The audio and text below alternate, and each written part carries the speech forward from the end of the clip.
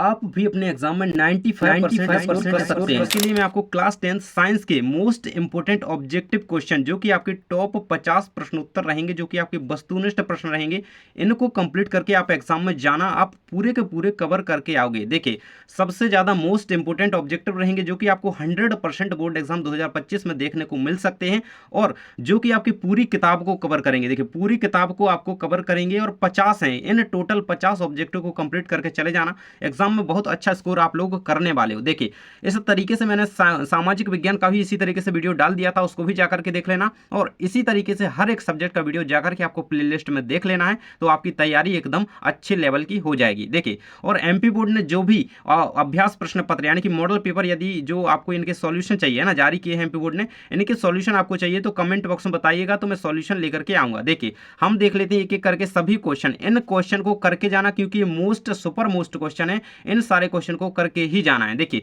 एक एक करके सारे क्वेश्चन याद करते चलना, और पूरे 50 क्वेश्चन इस वीडियो में आप याद कर लोगे तो इनमें से आपको क्वेश्चन देखने को जरूर से मिलेंगे। देखिए, पहला क्वेश्चन आपका आ जाता है, जिन अभिक्रियाओं में ऊष्मा का अवशोषण होता है उन्हें कहते हैं। देखिए, साथ में आंसर भी सभी के लिखे हुए हैं, और क्वेश्चन पूरे ऑब्जेक्टिव के ऑप्शन के साथ समझेंगे। तो अवशोषण होता है ना, देखिए, अभिक्रियाएं कई प्रकार की होती हैं वैसे तो रासायनिक अभिक्रियाएं, लेकिन जहां पे अवशोषण होता है, देखिए वहां पे क्या एग्जॉर्ब हो रहा है। अवशोषण की बात जहां पे की जाए तो वहां पे कौन सी ऊष्मा छेपी होती है, ऊष्मा संयोजन होती है, ऊष्मा शोषी या बाष्पीकरण। तो देखिए, ऊष्मा शोषी अभिक्रिया, क्योंकि जहां पे देखिए कोई भी अभिक्रिया हो रही है, अगर वहां पे अभिक्रिया में ऊष्मा का क्या होता है, अवशोषण होता है, ऊष्मा एग्जॉर्ब होती है, तो वहां क्या ऊष्मा शोषी अभिक्रिया है ना, शोषी अभिक्रिया यहाँ पे याद रखिएगा। और छेपी कब होगी, जब ऊष्मा निकलेगी, है ना। ये एक दूसरे की उल्टी अभिक्रिया है, इनको याद रखना दोनों को, और ये बिल्कुल से अंतर भी में आ सकता है। चलिए, नेक्स्ट क्वेश्चन आपका आ जाता है यहाँ पे, खाद्य पदार्थ का कार्बन डाइऑक्साइड और पानी में टूटना एक प्रकार की कैसी विक्रिया है। देखिए, जब खाद्य पदार्थ और कार्बन डाइऑक्साइड एक साथ पानी में टूटेंगे तो उससे क्या होगी, ऊर्जा निकलेगी, है ना, ऊर्जा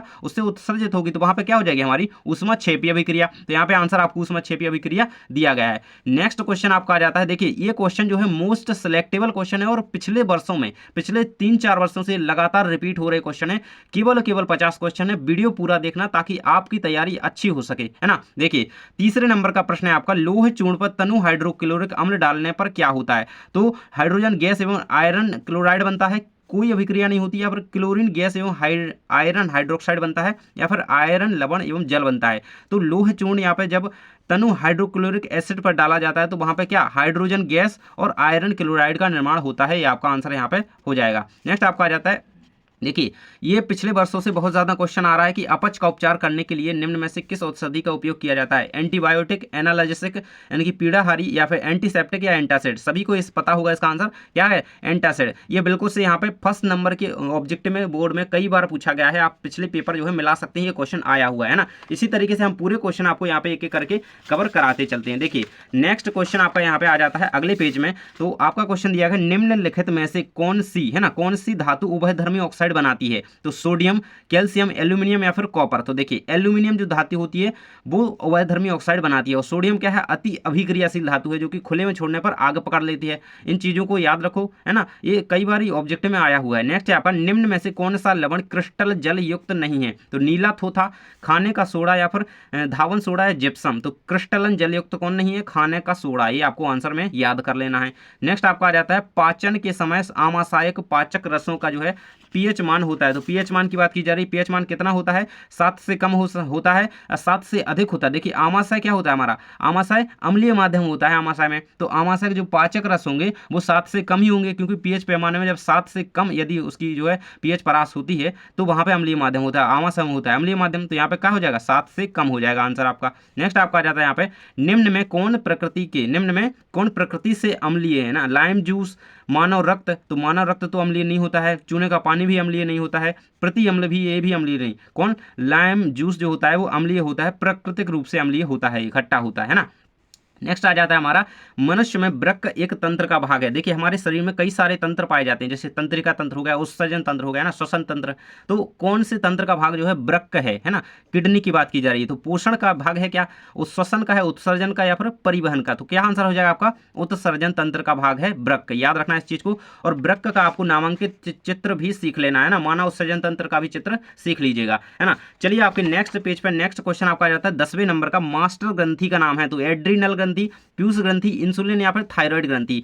तो मास्टर ग्रंथि किसे कहा जाता है, उसे पीयूष ग्रंथि को जो है मास्टर ग्रंथि कहा जाता है ना। पीयूष ग्रंथि ये कहाँ पे पाई जाती है, किस स्थान पे, आप लोग कमेंट बॉक्स में जरूर से बताइएगा। नेक्स्ट आपका क्वेश्चन आ जाता है 11 नंबर का, मुकुलन द्वारा अलैंगिक जनन किस में होता है। देखिए मुकुलन है ना, तो अमीबा में, ईस्ट में, प्लाज्मोडियम में या फिर लेशमानिया में। तो ईस्ट में, मुकुलन ईस्ट में होता है। ये जनन की एक प्रक्रिया है जो कि अलैंगिक प्रकार का जनन है, मुकुलन, जो कि ईस्ट में होता है ना। और अमीबा में कौन सा जनन होता है, जिसको भी पता है कमेंट बॉक्स में जल्दी से आप बता दीजिएगा ना, अमीबा में किस विधि द्वारा जनन होता है। नेक्स्ट आपका आ जाता है यहाँ पे, देखिए ये क्वेश्चन पिछली बार रिपीट हुआ क्वेश्चन है इसलिए मैंने दिया है। NaOH का 10 मिलीलीटर बिलियन है ना, 10 ml बिलियन HCl के 8 ml बिलियन से पूर्णतः उदासीन हो जाता है ना। NaOH का जो 10 ml बिलियन है वो HCl यानी कि हाइड्रोक्लोरिक एसिड के 8 ml बिलियन से पूर्णतः उदासीन हो जाता है। यदि हम NaOH के उसी बिलियन का 20 ml लें तो देखिए यहाँ पे 10 ml में 8 ml उदासीन हो रहा था, और यहाँ पे 20 ml लें तो कितना हो जाएगा। देखिए सीधा आंसर आपका यहाँ पे 16 ml आ जाएगा ना, 8 ये आधा हो गया दोनों तरफ से, इस तरीके से भी आप बता सकते हैं सीधा। नेक्स्ट आपका आ जाता है, किसी रासायनिक अभिक्रिया की पहचान क्या होती है ना। कोई रासायनिक अभिक्रिया उसको हम कैसे पहचानेंगे कि रासायनिक अभिक्रिया है ना, और भौतिक अभिक्रिया भी अलग होती है। तो इसी की पहचान क्या होती है, तो रासायनिक अभिक्रिया जब हो रही है तो जो जिस भी अभिक्रिया है ना, जो भी पदार्थ है उसमें अभिक्रिया हो रही है तो उसकी अवस्था में जो है परिवर्तन हो जाएगा, तापमान में परिवर्तन हो जाएगा, उसका टेम्परेचर जो है ऊपर हो सकता है या फिर नीचे, यानी कि कम बढ़ भी हो सकता है, और रंग में परिवर्तन हो सकता है। तो ये सारी कुछ शर्तें होती हैं रासायनिक अभिक्रिया की पहचान की, कुछ शर्तें कह सकते हैं ना। तो उपरोक्त सभी आपका आंसर यहाँ पे याद रखेंगे। तो रासायनिक अभिक्रिया को आप कैसे पहचानेंगे, ये 3 पॉइंट याद रखना।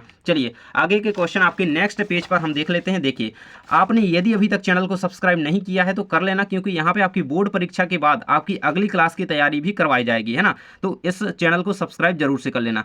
14 नंबर क्वेश्चन आपका, रासायनिक अभिक्रिया में भाग लेने वाले पदार्थ कहलाते हैं। तो कौन से, देखिए भाग लेने वाले पदार्थों की बात की जा रही है, उत्पाद कहलाते हैं, अभिकारक या यौगिक या मिश्रण। देखिए तो वो अभिकारक, जो भाग ले रहे हैं वो क्या है, वो अभिकारक हैं। जो अभिक्रिया की मतलब अभिक्रिया संपन्न हो जाएगी, उनका निर्माण होगा, वो क्या, वो उत्पाद कहलाएंगे। जो बनेंगे अभिक्रिया के सफल मतलब अभिक्रिया हो जाएगी उसके फलस्वरूप जिनका निर्माण होगा वो उत्पाद कहलाते हैं, और जो उसमें भाग लेते हैं तो वो क्या है, वो अभिकारक कहलाते हैं। नेक्स्ट आपका आ जाता है यहाँ पे, निम्न में कौन भौतिक परिवर्तन नहीं है। तो खौलते पानी से जलवाष्प का बनना। देखिए भौतिक रासायनिक परिवर्तन का उदाहरण 100% आपका बोर्ड एग्जाम में आना है और जरूर से आना है ना।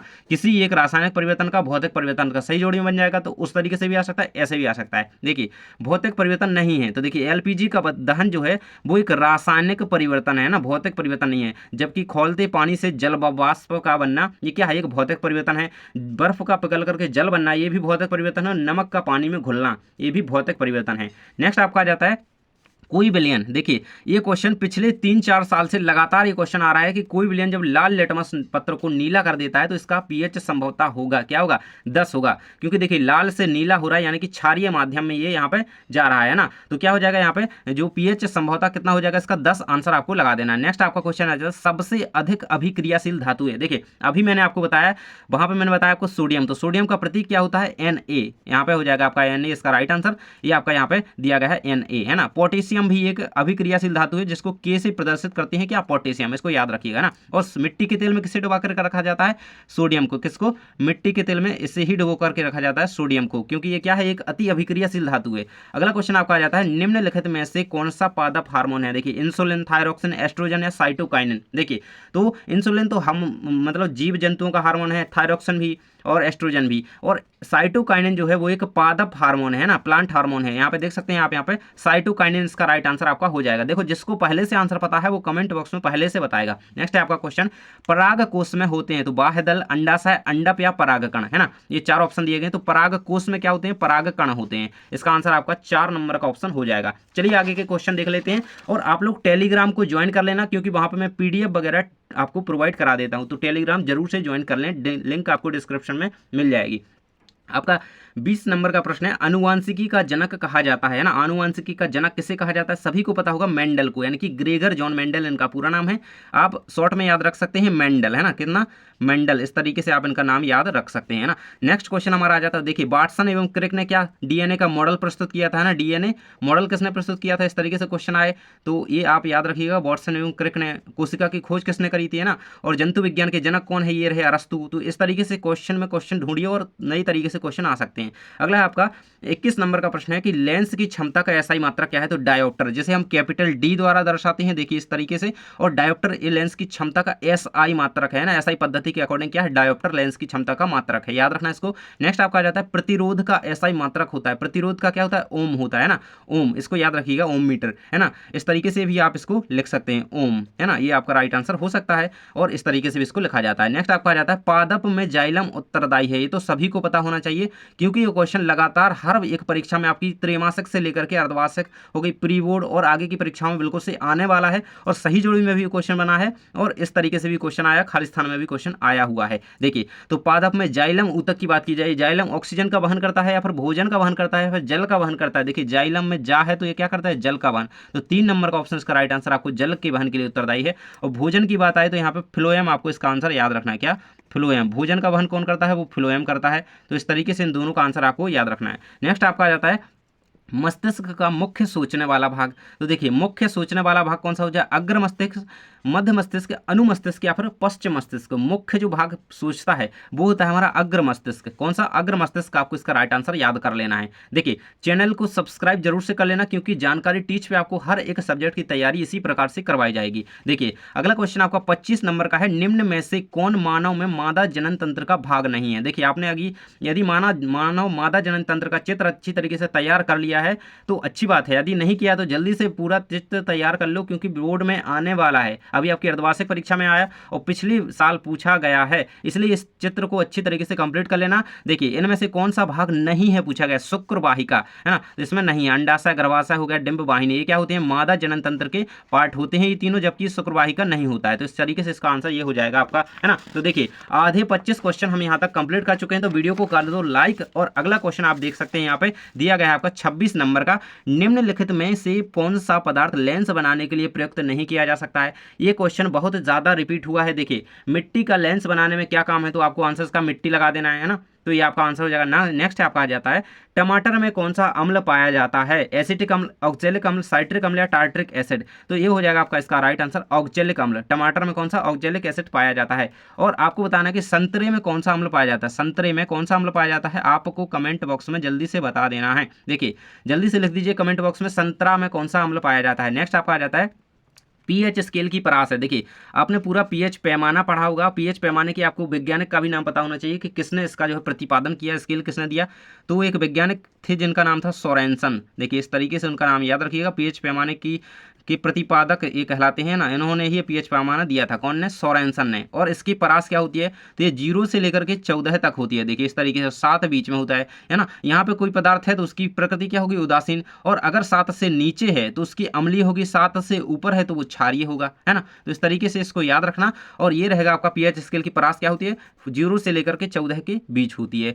चलिए अगला क्वेश्चन आपका जाता है पादपों में फ्लोएम उत्तरदायी है। अभी हमने जाइलम का देखा, अभी मैंने आपको बता दिया था इसका तो हो जाएगा भोजन का वाहन, है ना, तो याद रखना है इसको। नेक्स्ट आपका आ जाता है फ्लोएम द्वारा परिवहन होता है, तो किसका, CO2 का। देखिए इस ये वही क्वेश्चन है लेकिन अलग तरीके से क्वेश्चन आएगा, है ना। तो ये किसका, भोजन का परिवहन करता है फ्लोएम, है ना। तो इस तरीके से इन दोनों क्वेश्चन को याद रखना। नेक्स्ट आपका क्वेश्चन आ जाता है ग्लूकोज का पाइरुवेट में विखंडन होता है, तो कोशिका द्रव्य में, माइटोकॉन्ड्रिया में, केंद्रक में, तो कोशिका द्रव्य में ग्लूकोज की बात की जा रही है, जिसका पाइरुवेट में विखंडन कहाँ पे होता है, कोशिका द्रव्य में, जिसमें वो प्लाज्मा द्रव्य बहुत सारा भरा पड़ा रहता है, उसमें इसका क्या होता है, विखंडन होता है। चलिए नेक्स्ट क्वेश्चन आपका जाता है 32 नंबर का प्रश्न है, प्लाज्मोडियम में जनन होता है, तो द्विखंडन द्वारा, बहुखंडन द्वारा, स्पोर द्वारा या फिर मुकुलन द्वारा, तो किसके द्वारा, प्लाज्मोडियम की बात की जाए तो स्पोर द्वारा। और आपने अभी तक कमेंट बॉक्स में नहीं बताया कि अमीबा में जनन किसके द्वारा होता है ना, अमीबा में जनन किसके द्वारा होता है, जल्दी से बता दीजिए, कई बच्चों ने आंसर नहीं बताया है। नेक्स्ट आपका आ जाता है पुनरुद्भवन की प्रक्रिया किन जीवों में पाई जाती है, तो पुनरुद्भवन है ना, रीजनरेशन, ये किसमें पाई जाती है, यहाँ पे ये पाई जाती है हाइड्रा एवं प्लेनेरिया में, है ना।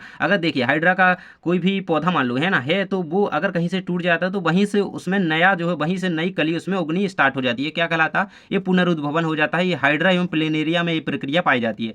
नेक्स्ट आपका आ जाता है बीजाणु द्वारा प्रजनन किया जाता है ना, बीजाणु द्वारा मतलब बीजाणु में प्रजनन किस विधि से हो सकता है, तो राइजोपस द्वारा, है ना, बीजाणु द्वारा प्रजनन जो है राइजोपस द्वारा होता है, तो ये आपको याद रखना है इसका आंसर। नेक्स्ट आपका आ जाता है स्त्रियों में यौवनारंभ की आयु होती है, तो 10 से लेकर के 12 वर्ष, 12 से 16 वर्ष, तो यही आपका इसका राइट आंसर है, 12 से लेकर के 16 वर्ष, इसको याद रखिएगा। नेक्स्ट आपका है मनुष्य में लिंग निर्धारण होता है, तो गुणसूत्रों द्वारा, RNA द्वारा, माइटोकॉन्ड्रिया द्वारा या केंद्रक द्वारा, तो लिंग निर्धारण की प्रक्रिया क्या होती है, होती है? गुणसूत्रों द्वारा होती है। इसको याद रखना, बहुत ज्यादा इंपॉर्टेंट क्वेश्चन है, ये आपका ऑब्जेक्टिव में कई बार क्वेश्चन आया हुआ है। नेक्स्ट आपका है मानव नेत्र, है ना। मानव नेत्र जिस भाग पर किसी वस्तु का प्रतिबिंब बनाते हैं वह कहलाता है, तो उसे हम रेटिना कहते हैं ना। रेटिना पर क्या है? प्रतिबिंब बनता है। प्रतिबिंब खाली स्थान पर बनता है ना, मानव नेत्र के खाली स्थान भाग पर बनता है। कहाँ पर बनता है? रेटिना पर बनता है ना, प्रतिबिंब रेटिना पर बनता है। तो इस चीज को याद रखिएगा। नेक्स्ट क्वेश्चन हमारा यहाँ पे आ जाता है 38 नंबर का प्रश्न है आपका। यहाँ पे देखिए, विद्युत शक्ति का एसआई मात्रक है ना। विद्युत शक्ति का एसआई मात्रक क्या होता है? तो वाट होता है। याद रखिएगा, शक्ति का एसआई मात्रक क्या होता है? वाट होता है। और एक अश्व शक्ति में कितने मात्रक मतलब कितने वाट होते हैं? एक अश्व शक्ति में कितने वाट होते हैं आपको कमेंट बॉक्स में बताना है। नेक्स्ट आपका है यहाँ पे 39 नंबर क्वेश्चन, दूरदृष्टि दोष के निवारण के लिए उपयोग किया जाने वाला लेंस है। दूरदृष्टि दोष में कौन सा लेंस उपयुक्त होता है? तो उत्तल लेंस। कौन सा? उत्तल लेंस, है ना। इसका क्या था आपका? वाट, ये आंसर रहेगा। नेक्स्ट आपका आ जाता है अभिनेत्र लेंस की फोकस दूरी में परिवर्तन किया जाता है, तो पुतली द्वारा, दृष्टिपटल द्वारा, पक्षमाभि द्वारा, परितारिका द्वारा। तो क्या? पक्षमाभि द्वारा, है ना। अभिनेत्र लेंस की फोकस दूरी में पक्षमाभि द्वारा जो है इसमें परिवर्तन किया जाता है, किया जा सकता है। नेक्स्ट आ जाता है आपका निम्नलिखित में से कौन सा पद विद्युत परिपथ में विद्युत शक्ति को निरूपित नहीं करता है? कौन सा नहीं करता है? देखिए आपको सारे दिए गए हैं IR2, ये आपको याद रखना है, ये आपका राइट आंसर रहेगा ना। विद्युत धारा इसमें प्रतिरोध है।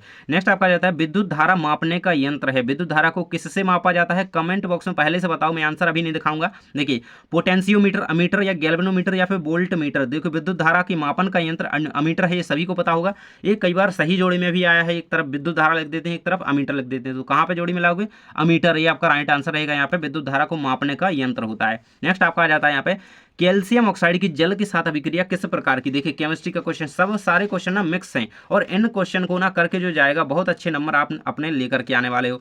कैल्शियम ऑक्साइड की जल के साथ अभिक्रिया किस प्रकार की? तो ये ऊष्मा क्षेपीय अभिक्रिया है ना, तो ये याद रखना है। इसमें क्या होता है? ऊष्मा उत्सर्जित होती है। चलिए, नेक्स्ट क्वेश्चन आपका आ जाता है कोई विलयन, है ना, अंडे के पिसे हुए कवच, है ना, अंडा का जो कवच होता है ऊपर वाला, उससे पिसे हुए कवच से अभिक्रिया कर एक गैस उत्पन्न करता है जो चूने के पानी को क्या है? दूधिया कर देती है।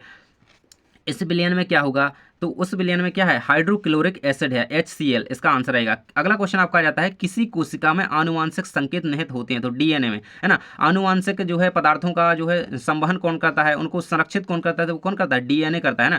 DNA, इसको याद कर लेना, DNA RNA दोनों को अच्छी तरीके से पढ़ लेना, क्योंकि इससे क्वेश्चन आता ही आता है ना। इसका पूरा नाम क्या है? जल्दी से कमेंट बॉक्स में आप लोग बता दीजिए, DNA का फुल फॉर्म क्या होता है ना। नेक्स्ट आपका आ जाता है यहाँ पे मनुष्य में लिंग गुणसूत्रों की संख्या होती है, तो कितनी होती है? 1 जोड़ी, 23 जोड़ी या फिर 22 जोड़ी या 2 जोड़ी? तो देखिए, लिंग गुणसूत्रों की संख्या पूछी गई तो 1 जोड़ी होती है ना, और गुणसूत्रों की कुल संख्या तो 23 जोड़ी पूछी जाएगी, है ना, इस तरीके से। नेक्स्ट आपका है समतल दर्पण की फोकस दूरी कितनी होती है? तो ये अनंत होती है। समतल दर्पण की फोकस दूरी कितनी होती है? अनंत होती है। इस तरीके से इसको याद रखिएगा, ये ऑब्जेक्टिव में खाली स्थान में कई बार आया कि समतल दर्पण की फोकस दूरी खाली स्थान होती है ना, तो ये याद रखना कि अनंत होती है। नेक्स्ट आपका आ जाता है निम्नलिखित में से कौन सी अधातु द्रव होती है? तो कौन सी? देखिए, धातु कौन सी द्रव होती है? अगर धातु की बात की जाए तो धातु होती है पारा द्रव, है ना। पारा जो है द्रवस्था में पाई जाती है। और अधातु की बात की जाए तो अधातु है जो ब्रोमीन द्रव धातु होती है, इसको याद रखना। पारा को Hg से प्रदर्शित करते हैं और इसे मरकरी भी कह सकते हैं, है ना, कहते हैं। नेक्स्ट आपका आ जाता है जब जल धातु के साथ क्रिया करता है तो कौन सी गैस बनती है? देखिए, जब जल की धातु के साथ अभिक्रिया होती है तो हाइड्रोजन गैस बनती है, हाइड्रोजन गैस का निर्माण होता है। तो इस तरीके से आपके 49 हो गए कंप्लीट। यहाँ पे अगला क्वेश्चन आपका दिया गया है, यहाँ पे लास्ट क्वेश्चन है, देख सकते हैं यहाँ पे अमोनिया के एक अणु NH3 अमोनिया को कैसे प्रदर्शित करते हैं? NH3, इस तरीके से ये रहेगा, है ना। NH3 में है क्या होता है? केवल एक बंद होता है, 2 बंद होते हैं, यहाँ पर त्रिबंध, तो केवल एक बॉन्ड होता है अमोनिया में, है ना। तो ये आपके आंसर पूरे कंप्लीट होते हैं। इन क्वेश्चन को पूरा कंप्लीट कर लेना। और यदि आपको चैप्टर वाइज वीडियो चाहिए हर एक सब्जेक्ट का, है ना, तो जाकर के यूट्यूब पर देखो, अपने चैनल पर आपको हर एक वीडियो मिल जाएगा। और जाकर के आप कमेंट बॉक्स में लिखिए आपको किस सब्जेक्ट का। और साथ ही मैंने अभी बोला था कि आपको यदि अभ्यास प्रश्न पत्र जो MP बोर्ड ने मॉडल पेपर जारी किए हैं उनका सॉल्यूशन यदि आपको चाहिए तो आप लोग कमेंट बॉक्स में बता सकते हैं। और हमें हर जगह पर फॉलो कीजिए, जुड़ जाइए, क्योंकि आपकी कहीं ना कहीं हेल्प हर रूप में होती रहती है। तो जाकर के जुड़ जाइए और लाइक करें वीडियो को, चैनल को सब्सक्राइब करें और शेयर जरूर से कर देना अपने दोस्त के साथ। तो चलिए मिलते हैं नेक्स्ट वीडियो में, और जाकर के दूसरा वीडियो देख लो ताकि आपकी हर एक सब्जेक्ट की तैयारी हो पाए।